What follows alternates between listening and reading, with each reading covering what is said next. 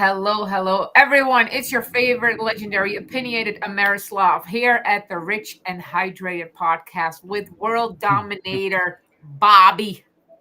He's my homeboy, Bobby. Hey, Bara, how's it going? I am sitting here on the rooftop of my building here in Playa del Carmen. A little bit overcast. That's why the lighting is probably not so good today, but a bit overcast, but warm. Just came back from my afternoon Starbucks walk. That's how it is. This is how we Yeah, live. and looks like we got a cleaner in the background because That's right. she doesn't give a shit that I'm on video. All right. So the what prompted us to originally call, like let's give a little bit context. So I was at the Costco here in Northern California, and no one knows where I really live. Like, so I live in one of the poorest counties in America, which somehow, from like a romantic perspective, it always sounds, or it sounded like a good idea. Like, oh my God, I'll be the only one with all the money. Like, it'll bring me so far. And not realizing that the reality of it is that when you go to the nearest Costco, which is 2 hours away, that everyone's fat, everyone's poor, and everyone's ugly. And I texted Bobby. I'm like, God damn it, man! I miss Scottsdale. In Scottsdale, everyone's fit and pretty and rich. And Bobby, to my surprise, said, Yeah, I fucking hate Scottsdale, Arizona. I can't stand it. It's too pretentious for me. and I'm like, I love it. I don't like all the pretentious cocky assholes that live in Scottsdale. You're right. Most everyone's pretty, everyone's fit. Everyone, I mean Scottsdale's a wealthy town, so just to live in Scottsdale, you got to have at least upper middle class kind of money just to be there. So, I mean, yeah, there is that. Like, people have nice cars, live in nicer houses, dress nicer, they're going to the gym, they're fitter, all that stuff. But to me, Scottsdale is like little Los Angeles. It's so obnoxious. Like, I don't know. Just I don't particularly like, to me, I prefer different parts of Colorado because, see, Colorado, you also have a lot of fit people because it's a big outdoor culture. People go hiking, people are healthier living, eating well, they go skiing, mountain biking, stuff like that. It is, also I would say most parts of Colorado are pretty upper middle class, but I don't see the Yeah. pretentiousness in most of Colorado than you do in Scottsdale. Now, I say particularly Scottsdale because in that Phoenix kind of metro area, you don't have that so much down in like Chandler or Tempe or That's even like in, that's like a college town. yeah, even in like Phoenix proper, you don't really have that. It Because is an Phoenix I has a lot Scottsdale's of an island. ghettos. Well, yeah, Phoenix like downtown is kind of ghetto. Chandler is nice, but not pretentious. Like Tempe's Right. okay. Tempe's fine, but downtown Phoenix, you're right. It's So not that I'm great. wondering though, because I agree with your assessment on Colorado, um, and and I feel like any place that has some sort of like ski industry or ski like culture, skiing, like Any outdoor culture, but yeah, like skiing, mountain the biking, that skiing kind of is thing. like Yeah, an expensive outdoor culture though. it is. Well, not necessarily. If you live in Colorado and you're like a regular skier, like let's say you want to go to Breckenridge, it's not that expensive to get like a season pass to go skiing. It's expensive if you're going as a tourist. You're going to go get a day pass to go skiing, and you got to rent your gear. You probably, if you're not like a regular skier, you don't have your, all your clothes and your skis or snowboard, whatever you like. But if you live there, you probably own your skis. Sure. So it's expensive, like a one-time thing to buy it, but like buying a nice bicycle or something. But it's not Mountain so bike is crazy. expensive too. Yeah. It is. I mean, well, mountain biking, like you can have, Like the purchase of a mountain bike is expensive. yeah, like you can have. Okay, if you're going to be like super into mountain biking, yeah, you're going to have like probably 5 grand plus in a bicycle. Yeah. But you don't have to be so crazy about mountain biking. You also don't have to be so crazy about skiing. You can go spend 2 grand on skis, and those skis will last you for the next 5 years, 8 years of Sure. your life. I don't know. To me, Scottsdale. I just had a thought when you were talking about that. Scottsdale is more, in my perception, it's about the its consumption and the appearance of looking wealthy. People want to have that appearance of looking wealthy. So there's a big difference between being wealthy and looking wealthy. Oh, 100%. Sure. Like, if you go, and I know you like Montana and Wyoming, like you can go, somebody's got a ranch in Montana who drives like an old beat up pickup truck and lives in a farmhouse who's worth like $23 million. And you look at him, you're like, that guy's wearing like 12-year-old cowboy boots, some old Wrangler jeans, and a flannel shirt, driving a 9-year-old Ford pickup truck. But he's worth tens of millions of dollars, and you don't know that from looking at him. You go to Scottsdale, that person might be driving a Maserati, wearing what's that girl like? What's the shoes with the red bottoms? The one you like, Uh, Louboutins, Louboutin. Yeah. Louboutin. But they could have a $2,000 a month car payment, living month to month. You don't know that. You don't know one way or the other. Like Yeah, yeah, you don't yeah. know that from the perception. But to me, Scottsdale has the feel of people Mm. wanting other people to see their wealth. Oh, I would love to dive in this too, and also from because we've been on the inside, so like going through it is a complete different thing than like observing it from the outside. When you're like, let's say when you're more poor, like you and I have met at a real life event in 2012 or 14. The first one, yeah, the first time we met, Yeah, man, I don't know, fast. probably 2012 sounds right. Yeah, 12. I think it's 2012. So, mind you, for context, in 2012, I'm still no, I'm in my second cycle of poverty. So, when I'm like in my 18, 19s, right, I'm surrounded by unethical bad people. So, we make this like big money. Then I leave that environment, and I start being an entrepreneur again, like on my own. So, I'm in my second cycle of poverty, and like self-madeness. And Scottsdale was this, at least Scottsdale was portrayed as this like it's the entrepreneur hub, people living together, 6 7 people bunking down in one bedroom, because there is an energy to Scottsdale. There is a Oh, that's true. innovation and like a pace which There is is an different. entrepreneurial community. Right, which is like different from the Austin or New York for that, right? Because New York is hustle, like it's like Wall Street kind of a Yeah, hustle, yeah. whereas like And corporate Scottsdale, life. right, corporate New life, whereas York is corporate Scottsdale, life and finance. It's not yes, entrepreneurial. yes, and Everybody wants the corporate job and yes, climbing the corporate ladder, or on the finance side, you want to be a trader, investment banker. yes, New York is not entrepreneurial no, at all, yeah, in my yeah. opinion. No, but it's like in the reflection of money, right? So there's like a lot of money in the Oh street of yeah. in sense of corporate, and then Scottsdale was portrayed as this like entrepreneur hub, like this mecca of where the people who want to innovate go, get at it, build a life go. And so now, then moving forward, like 12 years later, and moving to Scottsdale to a apartment of 22 feet ceilings, right?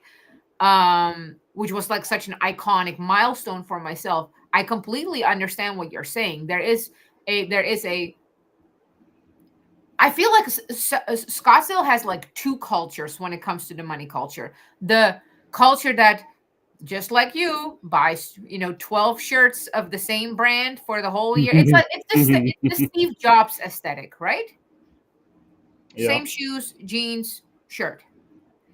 Um, and then you have the look at me being rich, which and yes, they have like ridiculous car payments and ridiculous like mortgages and probably even like rent some of their aesthetic, just to because they appeal to a complete different demographic. And then you have also, can we discuss like the ranch people who are land rich but money poor? Yeah, yeah. right? Because like, Yeah. and I see now the mini excavator costing like $120,000, and yes, you have an amazing equipment, but that money's not in your bank account anymore. Right. You have assets, but you don't have money. Yeah. Right. I agree with you. There is an entrepreneurial, or was, maybe still is, I don't know. There is an entrepreneurial culture in Scottsdale, and it's not the same as the consumption, look at me, I drive a Maserati culture. It's not the same people, Right. Which is mostly. very well, yeah, absolutely, absolutely.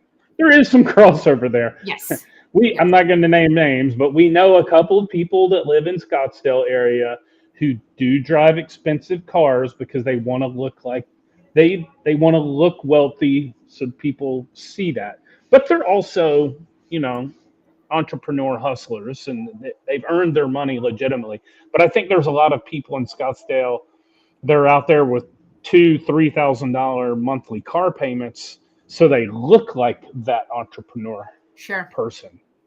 Um, you mentioned Austin. Austin does have a pretty good entrepreneur vibe, It very much has. especially And in the tech space. yes. And yes, absolutely in the tech space. I feel like it's being, and I'm saying tainted, so like it obviously shares my how I view the world. It's tainted by hippies and leftovers.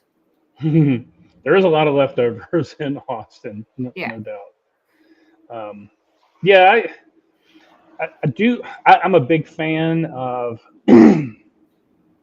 surrounding yourself with the right kind of people, either physically or at least some community that you can draw upon, resources and knowledge and inspiration and friendship. I mean, the old saying, like, you are the average of the five people you spend the True. most time with. And you know that's something you don't really think about unless somebody teaches it to you, and really you don't even think about it until you're older, because what happens, you finish high school and everyone hangs out with all their old high school buddies at least in their early 20s. But if you have a success mindset and you're driven and you want to succeed, you're going to find that you've got that one or two or three friends that you were buddies with in high school that were really fun to hang out with and do fun stuff with. But now they're like, you know, 25 years old and they're still waiting tables at Applebee's, right? Or, you know, they're still working like an entry level warehouse position. And I'm not disparaging like No, busting we your we ass in need hard we work. need and respect those jobs for sure. Yeah, I don't want to disparage people that are out there working hard and doing that sort of thing. But for me, if I want to get better and achieve more and reach bigger goals, I can't hang out with people that make $12 an hour working in a warehouse. I need to hang out with people who run 5 or 10 or $20 million companies or something like that, because I'm not getting inspired by the guy who can barely afford his weekend 12 pack of beer, right? I need to go, like, I went to breakfast this morning with a couple of friends, and, you know, like, a couple of these guys are doing really, really, really well. And sometimes it gets a little uncomfortable. They're like poking at you and pushing you, like, hey, what are you doing? Like, what do you got going on this week? And you feel like, shit, I need to do more. I need to think bigger and stuff like that. And you don't have that if you hang out with those old high school buddies that don't have bigger goals and dreams. So you gotta upscale that. So actually, I was thinking about like where you live, because I do know where you live. I've been to your house, so we won't discuss it. But you don't have that in your, like, you It's don't have much of that where you live. Like, no, it's not only is it like that's the you have a sole. community, you have a great online community, but I mean, like, your neighbors where No, you live. it's it's the sole reason why we're gonna move. Not Yeah. because of the nature, not because like everything else is perfect, but Oh, I nature at your house is phenomenal. It's right. incredible. Like the I views of that didn't. river behind your house are Yeah, it's unbelievable. ridiculous. It's like it's literally the Garden of Eden. Yeah. I did not realize the weight of living in a poverty-ridden area um until I was here. Like again, and I come from poverty. I've lived in poverty like majority of my life, but the it's poverty is not just a number in bank accounts. It's a Oh, yeah. mental state, and it's a leeching mental state. Like it sucks Yeah. life force. It anchors you as a as an identity. It anchors you psychologically as your identity. So I remember when I guess it was last year, I was visiting you, and I went to that. I've, and I'm not going to name stuff, but I Sure. remember there was like the place that has like burgers and milkshakes. That's if you go out to the main road, turn right. You Yeah. know what I'm talking about. The Yeah. place on the right there. And I went out there one time. I was by myself, and I went just to get a burger and something to eat. And it was pretty busy out there. I'm sitting in the outdoor area at the picnic tables, and it was busy. Like I barely got a table. I was surprised there was that many people there at that time. But like every single person out there, I was like eavesdropping on the conversations at all the tables around me, and it was mostly like poverty mindset thinking. They were, what's the saying like uh, poor people talk about people, middle class people talk about things, and wealthy people talk about ideas, or something like that. Sure. You've heard that quote Yeah. before, something along those lines. And basically, everyone sitting out there was just they they were talking about their their stuff, they're they're gossiping about the neighbors in the area. Oh, did you see what Joey did like last week? Or oh, Thomas bought a new truck. Or oh, Sarah's got a new boyfriend that lives an hour away. And I'm listening to all this going, is this all you guys have to talk about? Is this like the only thing you have going on? Me and another guy who just left here yesterday, who I won't mention, and you know him. He's I won't name names, but him and I were discussing this a few days ago, and I asked him, I'm like, do you have another community of people that you talk to where you sit around and talk about deeper ideas and like just ideas, not people, not things, like not who got the new coolest pickup truck or who bought the newest, I don't know, jet ski or who went on the coolest vacation lately, but you talk about like deep ideas and stuff like that. And he looked at me and he goes, honestly, like it's only this community of friends that he has that we're kind of part of, and that was pretty much it. And I was like, yeah, it makes sense. It It's a weird thing. But it's anyway, back to the five people. Back to your five yeah. people, real Yeah, quick. yeah, I'll yeah. just mention. So you are the average of the five people you spend the most time with, like communicating or meeting with, or going to lunch with, or what actively spending time with, and that includes your partner too. By the way, Yeah. if you're married or have a significant other, that because you Mhm. spend a lot of time with that person, and if you choose a poverty mindset partner, it's going to drag you down. So you have to actively choose. Yeah. If you start looking around going, I really want to achieve more, but all my friends around me are, you know, not not wealth mindset people, you gotta make an active choice to it's not very nice, but you gotta make an active choice to upgrade your friend circle. Let me say this as clearly as I can to anyone fucking listening. Say goodbye to your brokey friends, to your fat friends, to your poverty mindset friends, and to those who have zero aspirations right now. It'll be the biggest gift you can fucking give yourself. Yeah. Mhm. Yeah, I like how you say your fat friends. That's funny. Like I would say I have friends and that I would say are definitely on the heavier side, but Sure. they're still health related. They're health minded. They're working out. They're going to the gym and that kind of thing. Mhm. Um, I mean, I can't say every one of my friends has six pack abs, Which is but also not the sign of I health. also don't have six pack Right. abs, No, no, no. Right. Right. just for clarity. But I do go to the gym 4 to 5 times a week. I walk, 6 7 kilometers a day. Most mornings I get up and do like some stretching and exercise.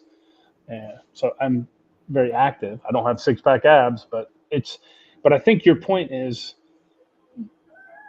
fat in the sense of mindset, not necessarily whether they carry a few extra No, pounds. no. So people who, because clearly I'm carrying extra pounds just by virtue of how my build is, right? Like I can actually, I'm getting closer to abs, and I still have 46-inch hips. Like, makes no fucking sense, right? So I'm not talking about just having extra pounds. I'm talking about fucking fat people. Fucking fat people that regulate with food, that shove bad food constantly into their That's the body. mindset. Yeah. Yeah. Like, fatties are the fucking worst because they also there's a victim mindset and poverty mindset to fatness.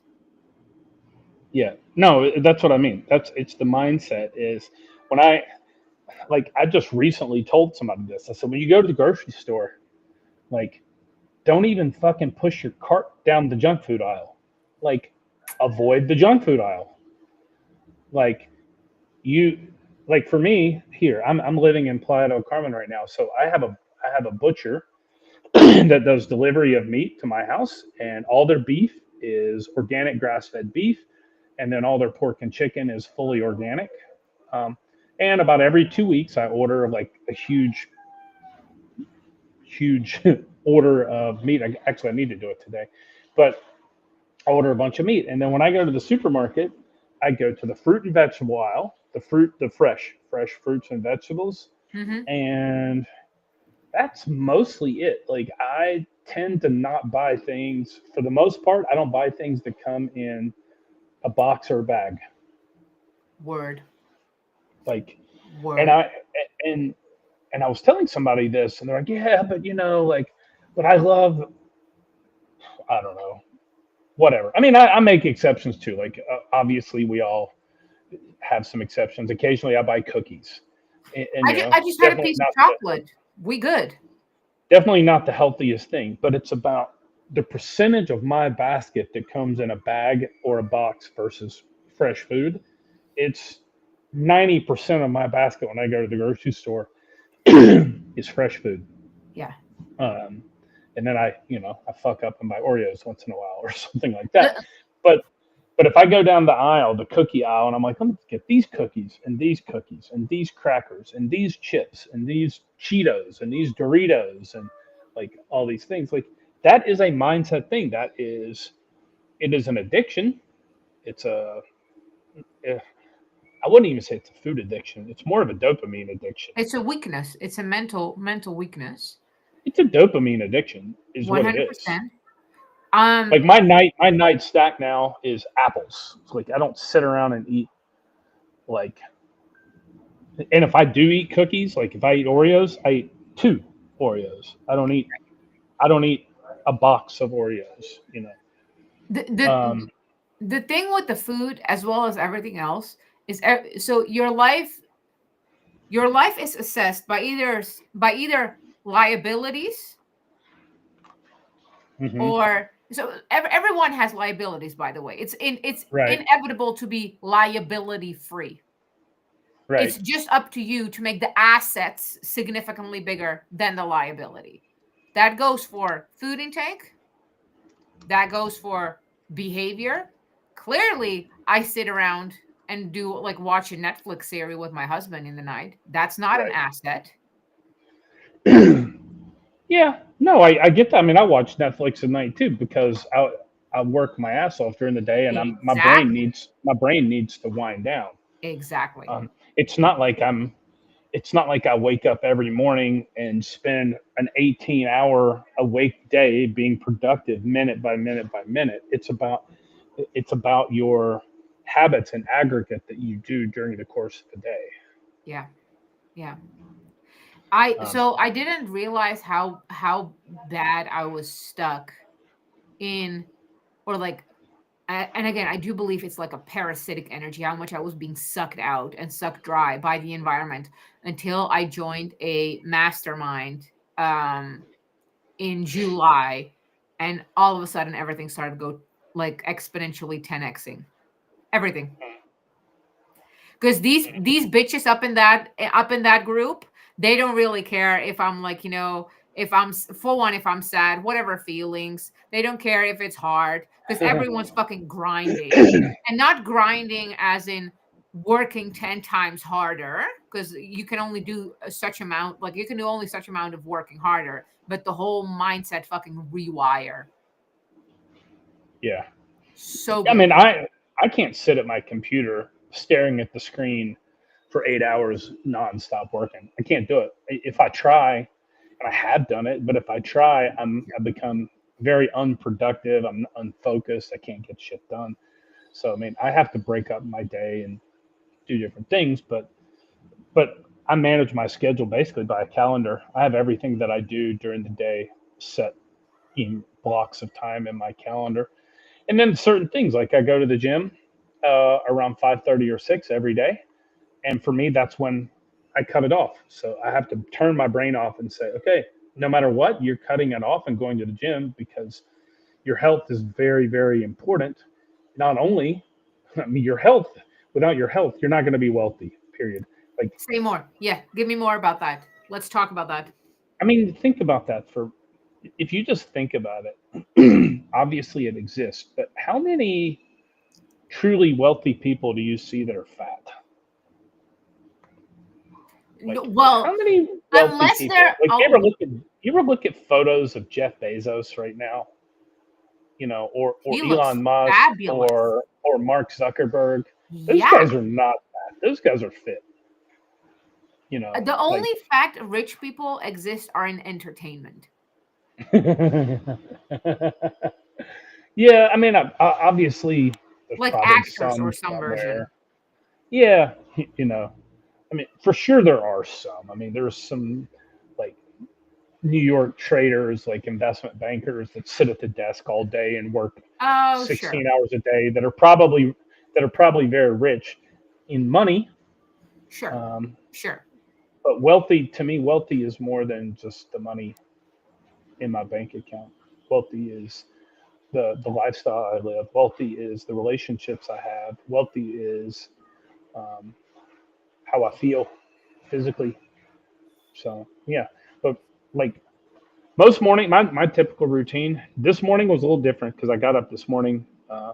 I got invited to go meet some people for breakfast. Normally, I get up in the morning, I go on my rooftop, I do some stretching and yoga, and then I do jump rope, and then swim a few laps in the pool, and then I go and work, and I don't eat until like 11 o'clock. Today, I got invited to breakfast. I'm like, I'll skip the morning workout, go for breakfast, and then come back and work, and that's what I've been doing.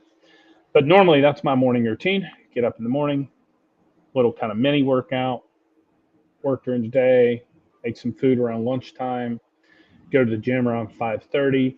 I try to do something social about half my week, like meet with friends, go to dinner with somebody, go on a date, something like that about half the week. And the other half the week, I like to I like to have a little Bobby time back at home. Sometimes I catch up on a little bit of work. Sometimes I read something. Sometimes I do nothing but fucking binge watch Netflix for 2, 3 hours. It's great. Um, you ever read the book? The what is it? The Habit book. Oh God, what's the name of that Atomic habit? Habits. Yeah, Atomic Habits. Have you ever read that book? So I read it when it just came out, and ironically, the mastermind gals are reading it right now. So I reordered it because it's still in Europe. Yeah, So I'm I have gonna it on read. Audible. Okay. I listen to it like every few months. So some of those, I have a handful of books like that Oh, are share with mindset us. books. Yeah, I have a handful of books that are like mindset books that I'll reread. Well, I do Audible, so what I do is I go on long walks with my Bluetooth in and listen to books. Give me a second. Let me pull up my Audible account. And I'll share with Yes. you a couple of them. But Atomic Habits is a big one I try to redo every once in a while. Um, Let's see. from a health perspective, hold on. Let me go to my library. Uh, yeah, here it is. Um,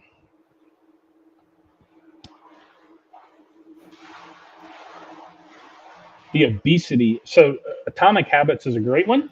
Uh-huh. The obesity code is one of my favorites in the past couple of years.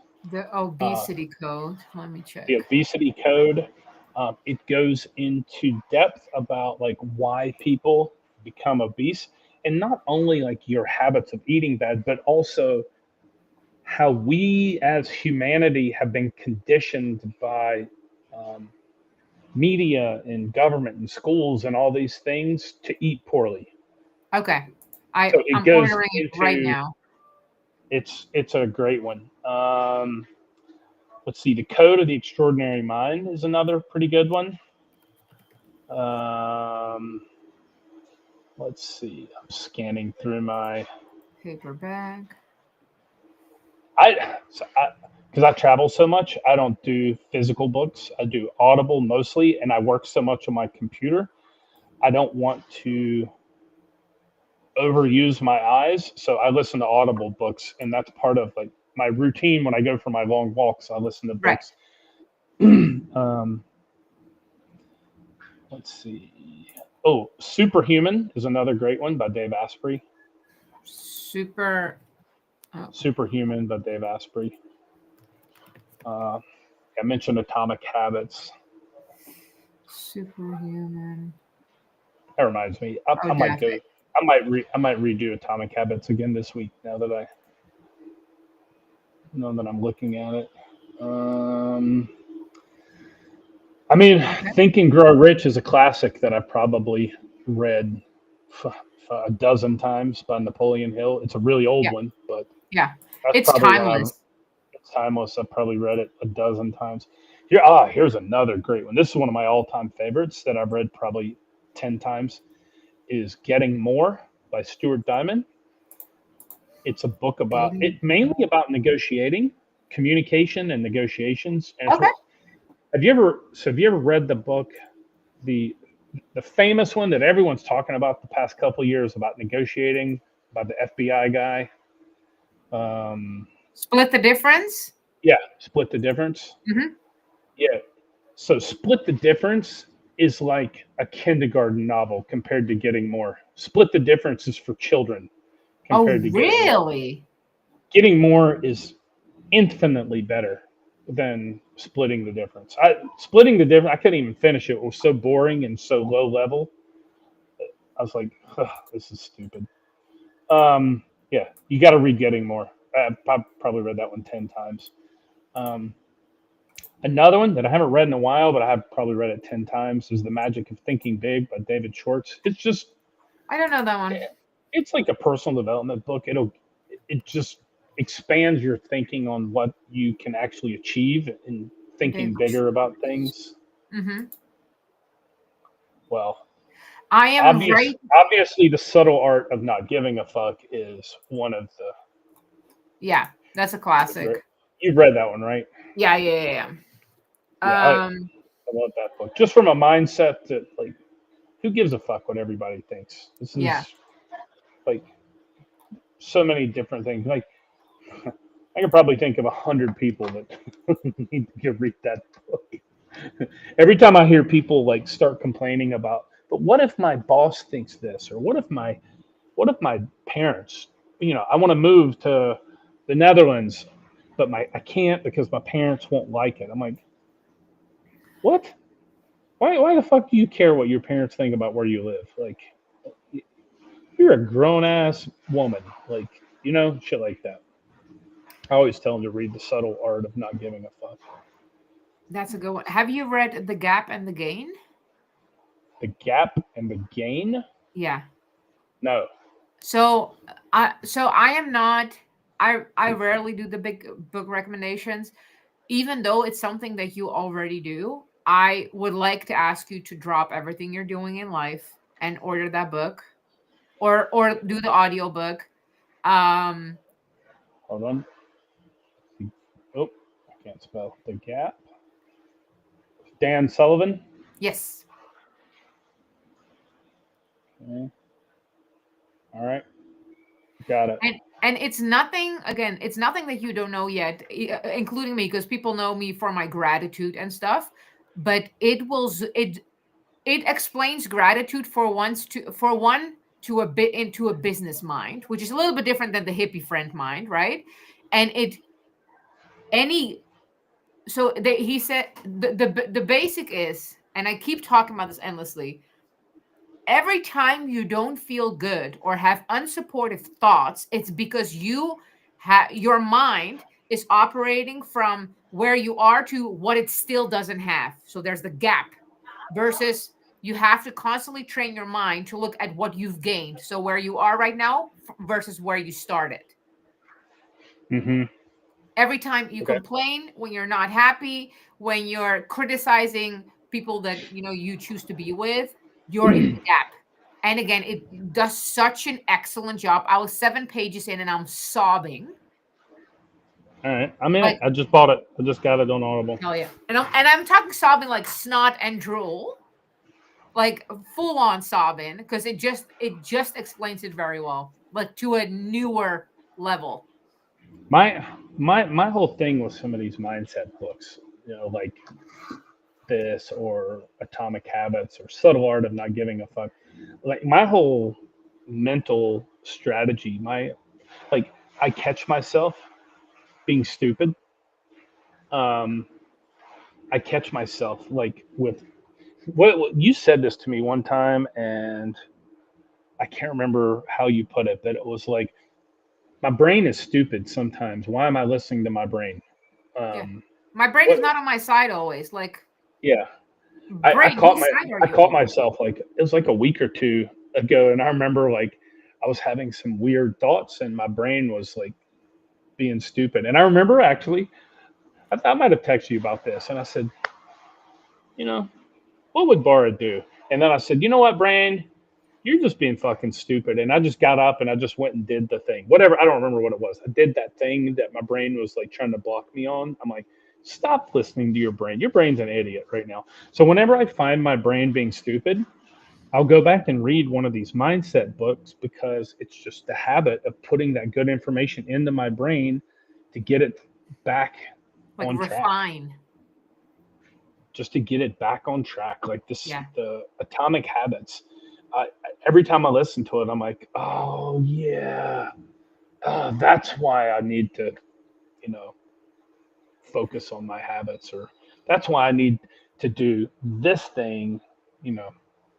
Like Uh, one thing in the Atomic Habits I remember about working out, and I think about this, like if I'm ever at home thinking, oh, I don't really feel like working out today, he said something in the Atomic Habits was just put your shoes on, like your workout shoes. Like just put your workout shoes on. And once you, it's an anchoring thing. Once you put yeah. your workout shoes on, your brain's like, well, fuck, I'm already in my workout shoes. I might as well go to the gym. Right. Yeah. It's an anchoring thing. And so I don't know, like it was one day last week. I finished work. It was like 5 o'clock or 5:30. I'm like, oh, I do not want to do leg day. I do not want to do leg day. And I'm like, nope, shut up, brain. And I went and sat down and put my workout shoes on. I'm like, well, I gotta go now. Workout shoes are on. Well, You know. and it's learning. What I liked about Atomic Habits is that it speaks about becoming aware of what that obstacle is for you. Again, like once you have your workout shoes on, and even he goes like, even if you walk like 5 minutes or 2 minutes, you're already walking. So most of us, you're going to be like, okay, well, I might as well do like 10 minutes more or 5 minutes more. But the putting on the shoes is the biggest obstacle mental, right? So if you figure out what the biggest obstacle is to whatever you're having to stretch yourself into, you're minimizing the possibility of not doing it. Now to tie this back into what we were talking about before is fat mindset or poverty mindset people. They don't generally have the mm, the drive or the I don't know.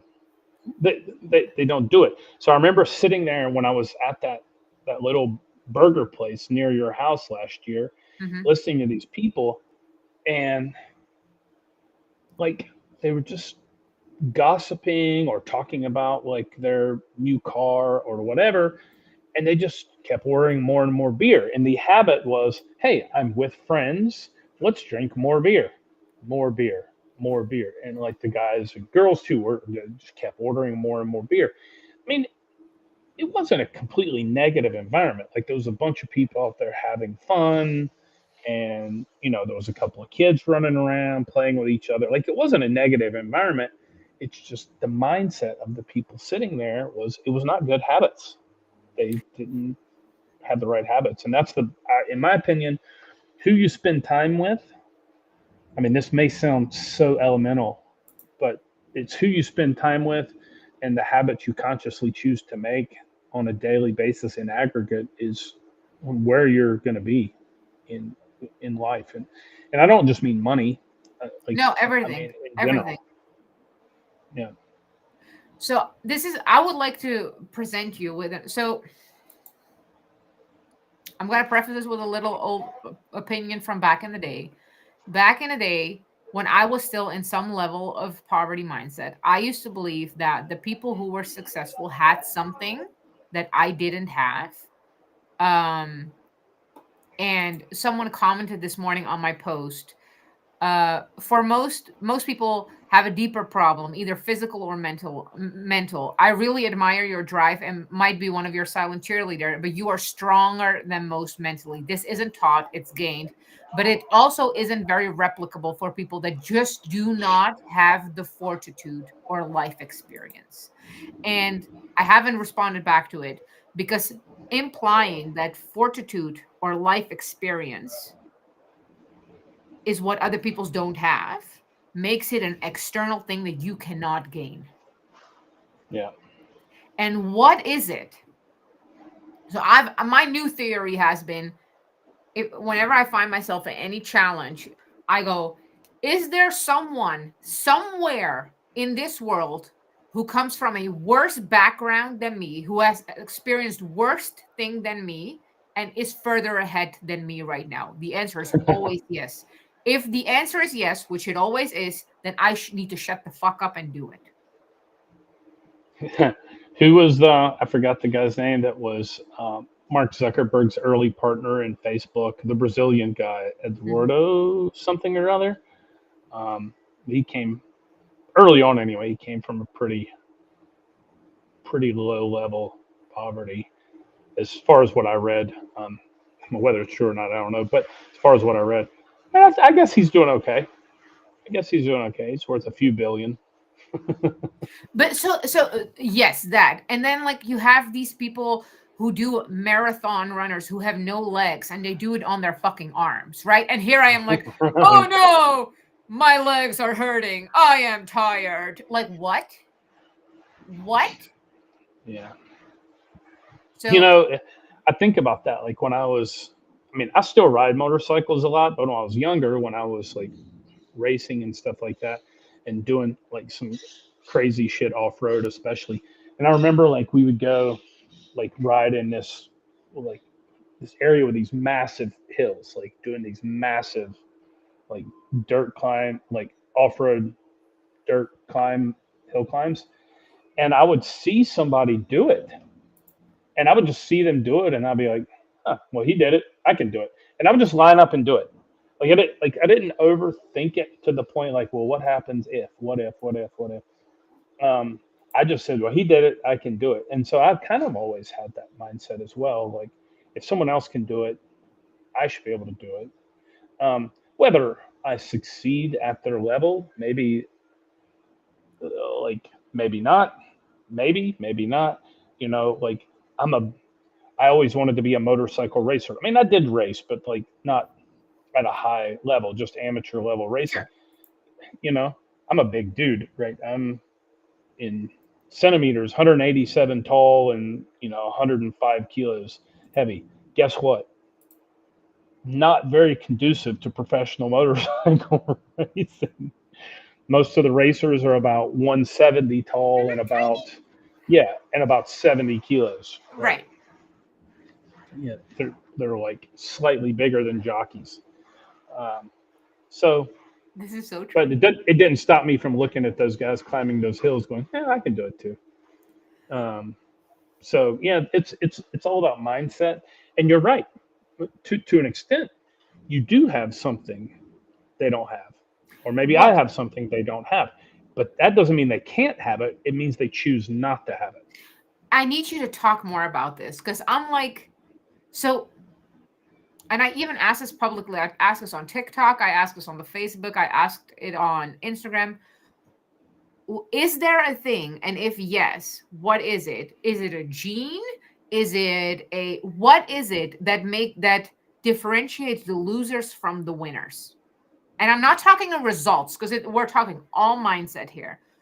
Why is it that I have something, I keep going, coming from worse than most people in America?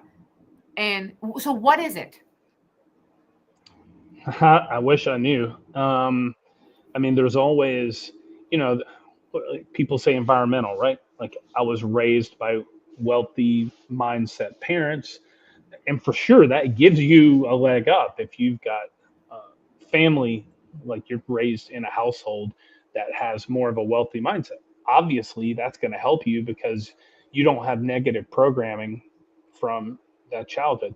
But then there's countless examples of people that were born in poverty mindset environments with poverty mindset family that hit some point in their life and they say,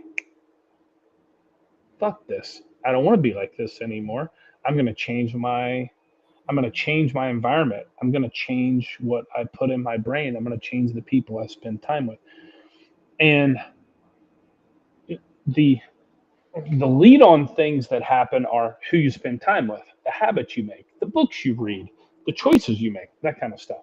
But what gets you to the point to say, I'm going to change to do this, to be Or better? I'm going to even, change to be better. I don't, who the fuck knows, right? well, and I think I'm gonna change is like already the next step. The awareness, I don't like this. That's where it starts, right? Then later can come like I can change it. Because there's plenty of rich people or wealthy mindset people where their kid turned into fucking shit. Well, part of it is I don't like this, but part of it also is this innate arrogance that makes you think you can do it. It's me when I was 18 years old looking at those guys climbing this massive hill climb, and I'm just fucking arrogant enough to believe, I can do it too. Let's do it. Right. So there's something in your brain that makes you arrogant enough to believe you can do that thing, even if you came from this poverty mindset environment, but you see somebody else, you see a peer of yours. Like, I don't know, you look at it like you go to high school and one of your buddies becomes hugely successful and starts a software company at 22 years old and it blows up. You know, he's making a couple of $1 million a year by the time he's 25 years old. And you came from a complete poverty family, poverty mindset. And there's something in you that looks at that friend and you say, either, well, that guy had all the things that allowed him to reach that, or he came from a rich family or a good mindset, or his parents sent him to a good school. You can either look at it that way, and what you're doing when you do that is you're making excuses for yourself. Why I can't do it is because I didn't have these things. Or you look at it from the other direction and you say, well, my buddy Alberto did this. I can do it too. There's something in your brain that says, that makes you choose A or B. Yes. And I'm just thinking out loud. So this is no cohesive or coherent thought. I'm just playing with my thoughts out loud right now. I don't even view, so yeah, for me arrogance came significantly later. It's like now it's like a watch me, I can figure it out. For me it started with where I am at right now, the shitty circumstances will always be available. Like I can always go back to shit circumstances, right? Like they will never go away. They will always be here welcoming me back with open arms. Back, come back to disgusting habits, come back to bad behavior, come back to poverty. It will always be there. So what am I losing out by trying to go to that, right? And I'm pointing it higher for the listeners. Um, I'm not losing anything by that. No, but something in your brain, first of all, something in your brain made you say, I want more, or I want to be more, Oh, achieve more, have oh, more, do more, yep, something, yeah, right? yeah, yeah. Something in your brain made you say you wanted that, and something in your brain made you say, I believe I can have that. There's so I call it arrogance. And by the way, as I'm sure you will agree, I look at arrogance Oh, as a positive trait. oh, Like a lot of people 100%. use a Yeah, lot of people use arrogance, the word arrogance, the actual nomenclature arrogance, they use it as a negative connotation. Like, oh, that guy is so arrogant. When I see that, I'm like, that hell yeah. guy is arrogant. Now you might want to call it because you want to be proper and you don't want to be like anti PC. You might want to call it confidence, and confidence is good too. But arrogance is something a little bit different than confidence. No, no, I Arrogance, fully agree. Go ahead. confidence is like I feel confident that I don't know what's something like like in the physical sense. Let's say I want to be able to deadlift 400 pounds. I'm confident that if I work hard over the next couple of months, I can work my way up to deadlifting 400 pounds. Um, Arrogance is like more like how do I explain it? It's like I don't give a fuck what everybody thinks. If I want to fucking deadlift 400 pounds, I'll do it whenever the fuck I want to do it. If it takes me a week, it takes me a month, it takes me a year, I'm going to fucking get there. But I know goddamn right I'm going to fucking deadlift 400 pounds. Whereas confidence is like a little softer. It's like, Yeah, yeah, I yeah. feel if I do it the right way and progress, I can do it. And people look at arrogance from a negative view because they think that guy's an asshole. He's so arrogant. I look at it like, fuck yeah, that guy's Same. got shit going on. He knows what he wants. He's arrogant as shit about what he wants. Yeah. So I Like would it's like boxers. Boxers are the best example of this. Or they're MMA fighters, any of the fighters, so right? fucking arrogant. They jump in the ring. They're like, I'm gonna fucking knock your head off. You're not gonna last 2 rounds with me. I mean, they might get knocked out two in the second round too. But it's the arrogance of going into that ring, like to be like, I'm gonna fucking knock you out. Like, So I would say that confidence is the calculative ability to predict results for yourself. ooh, And I I would like that. say arrogance is the inflated sense of your ability. And I like both, by the way. Yeah, I like both. I'm not saying Yeah. I'm not saying either one are bad. That's an excellent way of putting it. The calculated. Say it one more time. Calculated ability to predict results. Okay. Yeah, so that would be like I want to deadlift 400 pounds. I know. Let's say I'm deadlifting 300 pounds now. I calculate that I can next week I'll do 305 and then Yes. 315, and that's calculating. Arrogance is like The I can inflated fucking do it. sense of ability. Yes. Which is what Yeah, gets you way fucking further, by the way. yeah, Yeah. yeah. It gets you further. Confidence is great, but believing you're better than you really are Oh, it's breaks being barriers. It breaks one the barriers. 100%. And I keep telling everyone the difference between a genius and a lunatic is only in the results and in hindsight, right? Because everyone's crazy until the result shows up in positive or is affirmed. Then you become a genius. Until then, you're just crazy. Yeah, well, like Stephen Jobs was probably a great example Oh of yeah. that. Like, once Apple blew up and became a multi-billion-dollar company, everyone thought Steve Jobs was this genius, brilliant mind. Up until that point, his employees hated him, investors hated him. I mean, he even got fired from his own company like early on, and then they realized they fucked up and hired him back. Like, I mean, he was complete crazy man, right? Yeah. We Viking and I are watching Viking baby and I are watching a show about Jack Parson, the inventor of the rockets or aerojet, whatever we want to call it.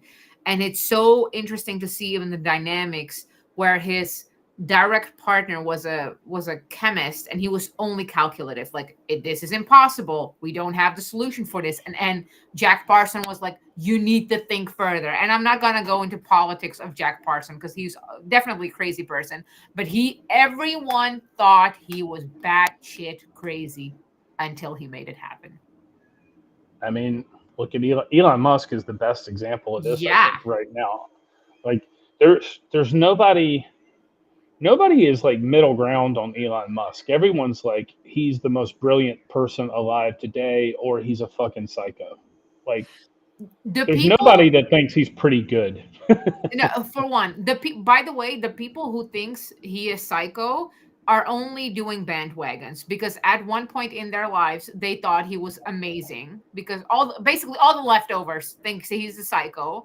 But 5 years ago, every Tesla and the environment thing was all the bomb diggity. So no, Elon Yeah. is brilliant and genius. Have you ever read his biography? No, I didn't even know he had one. Yeah, you should read his biography. He basically, when he sold, when or they, because he's one of the big investors, but when they sold PayPal Uh huh. um, years ago, like he cashed out huge money, Uh huh. and when he cashed out huge money, he took basically every penny of that money, and he started like all these other ventures, or invested in these other ventures, or started them, or partnered, whatever. But he like Solar City, SpaceX, and Tesla basically all started at the same time, or he went into them at the same time, and he literally rolled every penny of his money from the sale of PayPal Okay, into those ventures. And I people are just like, ordered. and you got to think like it was around $1 billion. Like his piece was around $1 billion, and can you imagine? Like I think about that. Like I'm I'm pretty like I'm pretty ambitious, but I'm not that ambitious. If I just sold a company for $1 billion, I don't think I'm literally reinvesting every fucking penny of it into three crazy dangerous, not dangerous, but three crazy like Risky. It risky ventures, and Right. basically risking being homeless after you just sold $1 billion or cashed out $1 billion, or roughly $1 billion. So, Right. and you can look at that and be like, that guy's crazy, or he is a visionary. He's got giant cojones. Right. And so in hindsight, right? Because if it didn't work out, we would be like, oh, that's a crazy person working on his own demise. Yeah, he basically, yeah, he was self-destructive. Like, why would he do that? Why didn't he set aside some money to take care of himself? But nah, he didn't, because he had a vision, and now we see the vision.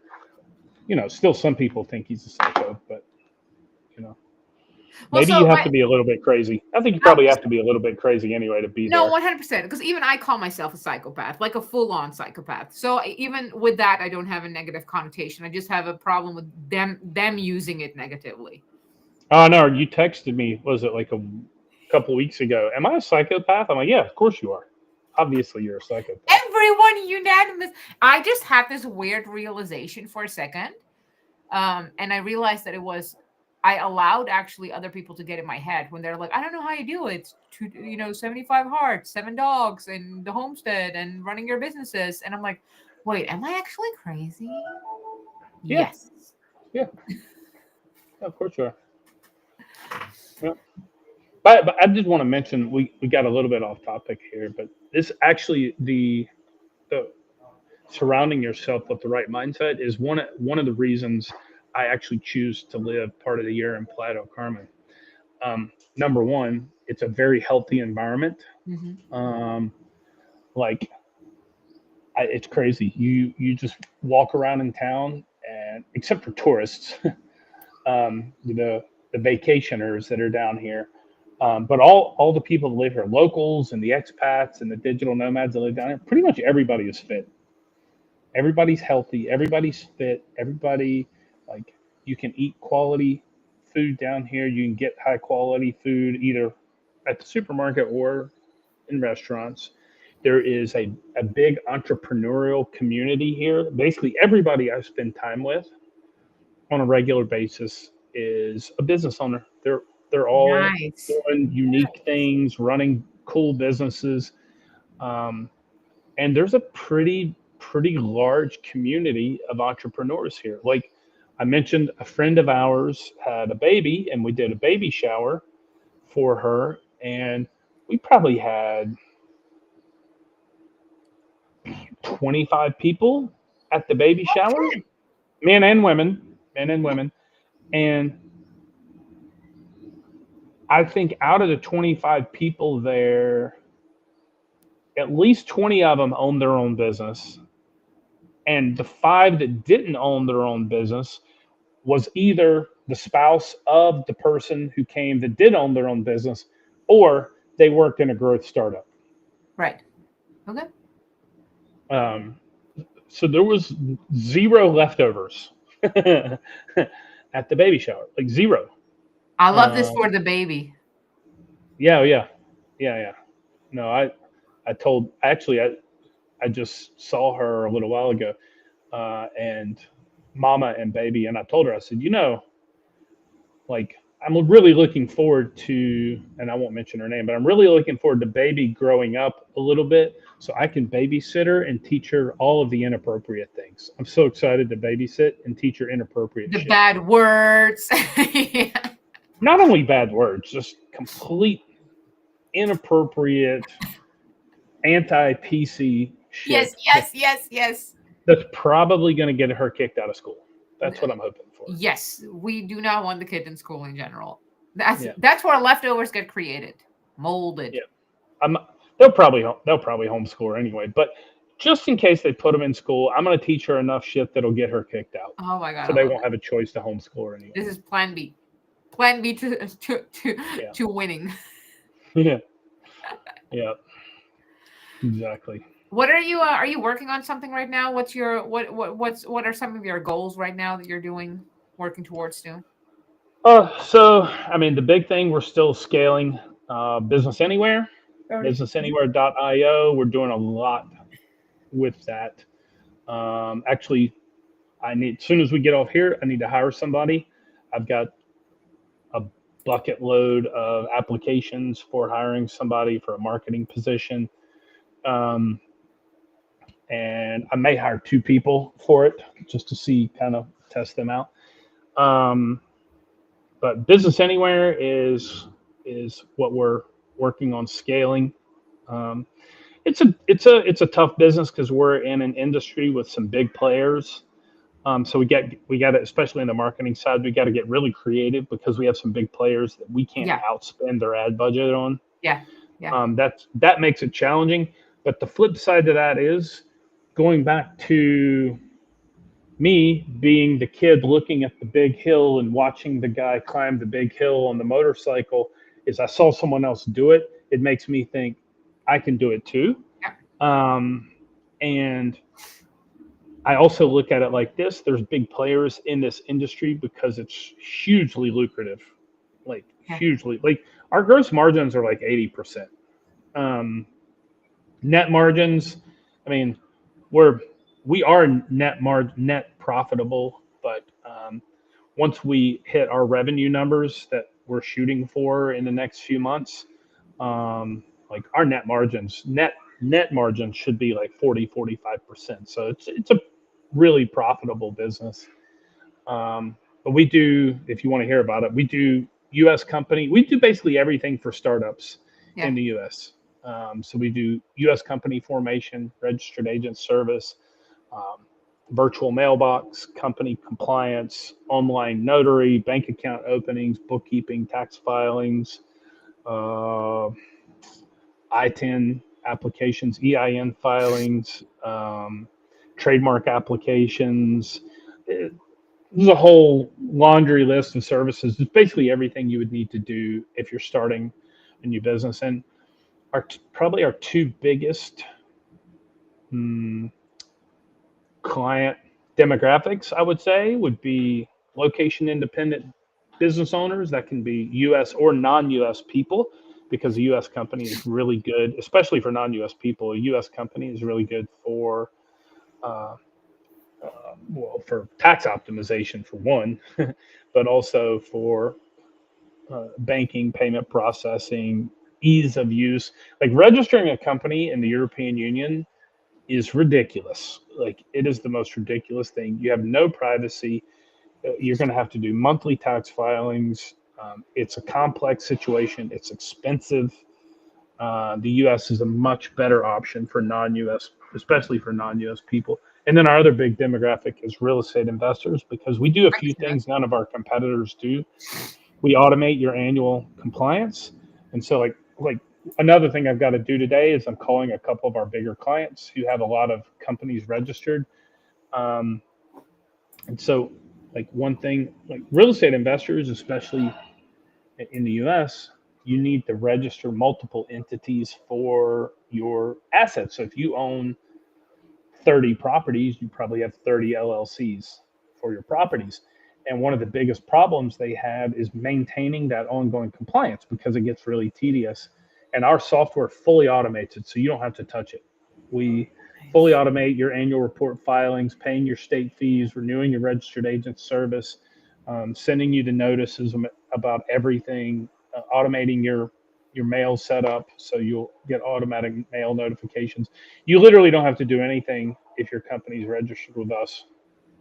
It You'll get a notice saying your company's due for renewal in a week or 2 weeks. I forget what the notice is, but if you want to renew it, delete the email. You don't have to do anything. If you don't want to renew it, you need to log in and cancel. But if you do want to renew it, um, and we're the only platform out there that fully automates your state compliance. And especially for real estate investors who have like 20, 30, 40, 50 companies registered, Yeah. that is tedious. And what usually happens, what we've heard and why a lot of them switch over to us, is they end up missing deadlines, and then they have late fees and reinstatement fees. So it ends up costing them a lot more money to manage all of it. So that's mainly what we're working on, building out our team And I'm with in you terms guys of too, state marketing.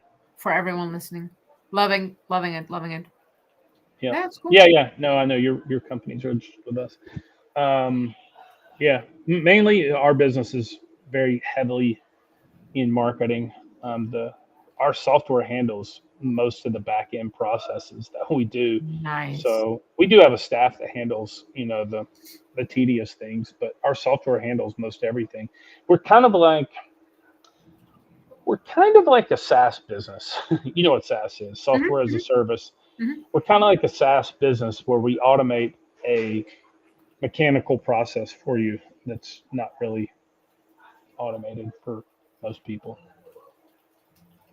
Hell But yes. I wouldn't call us a pure SaaS, because Right. uh, we're a little bit of a hybrid, but we're kind of like a SaaS business in that sense. Hybrid is a good way to describe it, I think. Yeah. Yeah. So Yeah. what is your rest of the day looking like? Uh, I've got I've got to call 5 or 6 of my like big clients, like real estate investor clients, and I got to hire somebody, at least one person today. Okay. Okay. That's my big thing. And then gym in about 3.5 hours. Go get swole. See if I can screw up and hit another personal record. Yes. Oh my God, so good. So good. Yeah, and then I'll probably oh yeah, and then dinner tonight with some of our other community. I won't mention the community unless you want me to mention the Oh, community, you but can absolutely mention the community. yeah. So and then dinner tonight with a few of our entrepreneur community group. Yeah. Also, I will mention to you, because I finally have the contract. That's the other thing I got to do today. I got to sign the contract with the hotel. So our community is Beer and Pancakes. You can find it online, beerandpancakes.com. People think that's a weird, funny name. You got to know the history on it, where the name come from to understand it. But it's been around since 2007, and we do 1 to 2 entrepreneur events a year. They're kind of a cross between a conference and a mastermind, more Yeah. mastermind than conference. And it's a community of like-minded, anti-PC entrepreneurs from all over the world that get together once or twice a year to share business ideas, Oh, I network, see the new and website. help Yeah, yeah, each yeah. other. Excellent. Yeah, beerandpancakes.com. So yeah, if you look on there right now, it's not updated Yeah. because the event is from the previous one. We haven't updated it and put the new event up there yet because I literally just today got the hotel contract in my email. I need to run through that. It should be fine, and then assuming it is fine, I'll sign that today and pay the deposit. But the event's coming up. It's in Mexico, Playa del Carmen, Mexico, the end of February. Nice. Yeah. So that is our community. So after the gym tonight, I'm going to go to dinner with probably 1, 2, 3, 4, 5 or 6, maybe 7 people from that community that are down here. Nice. We actually have a pretty big community of people in our beer and pancakes tribe, beer and Yeah. pancakes community that live down here. I mean, that live down here full time. There's 1, 2, 3, 4, 5, 6, 7, 8. There's at least 10 people that live down here full time. Right. I know, and then there's a few others that are kind of back and forth. Like Hmm. one of the guys owns property down here, and so he kind of splits time. Ironically, he splits time between Scottsdale and here. Woo! Um, yeah, and then there's another one that comes down here pretty regularly. So yeah, we got a pretty decent sized I group of people miss from I the Beer miss and Pancakes everyone so community. much. I can't wait to come. I know, I was I know. thinking, just as you were talking, I'm like, because I've been saying since the beginning, like, oh, I'll bring Viking out, but I'm like, I can't because I have a whole fucking farm, so he needs to stay here and I need to fly out. Yeah, yeah. It's kind of hard to find a farm sitter. I'm guessing. We have a farm sitter, but she cannot do all the dogs. Obviously, the Belgian Malinois does Hey, not. send him in February without you. Oh, You hell, should I'll be send fucking him. game. Oh, let me check. Oh, I'm game for that right now.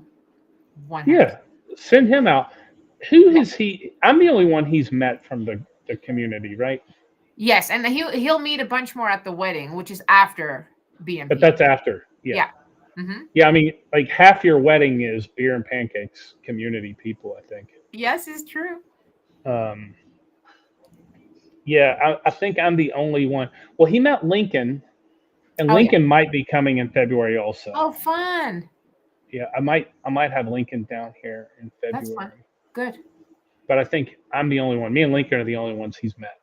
Yeah, and I've said for 2000, like for 2027, so the year after, I'm already like I'm bringing four of my friends. That's already said. I told them Well, you already. should send him in February 26th. Exactly. I'm gonna text him right. That's such a good idea. I don't know why I didn't think of that.